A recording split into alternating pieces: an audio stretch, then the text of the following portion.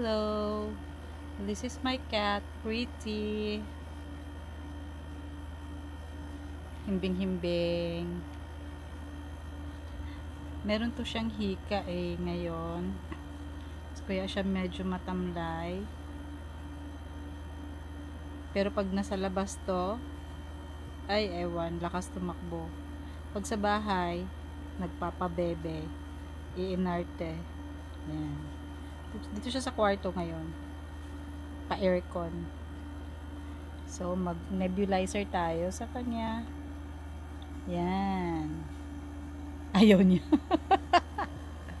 Ayaw niya talaga. Tumo tayo, ha? Tumo tayo. Pausok tayo, ha? Ayan. Pausok kami. Huwag ka umalis. Hinihika-hika ka pa. Ay, teka. Hindi ka alis. Stay. Magaganyan kita, oh. Hawak kitang ganyan, no? Ayaw niya talaga ng ano siya. Teka, ulit. Kasi kinahika-hika ka Sabi ni Doc. Para makahinga ka na maayos. Malayo lang, hindi yung sa ilong lang. O yan, o. Yan. Hindi ko naman sa mata mo.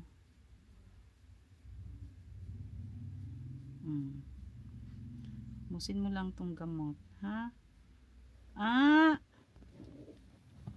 Ayaw. Ayaw niyang magpa-nebule.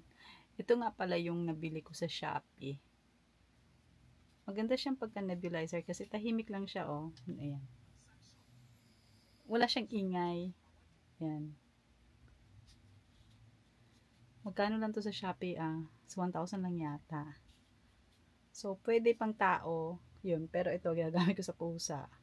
Mas okay din siya sa hayop kasi hindi nga siyang maingay. Hindi matatakot yung pusa. Pero si Pretty ayaw. Pero try ko ulit mamaya.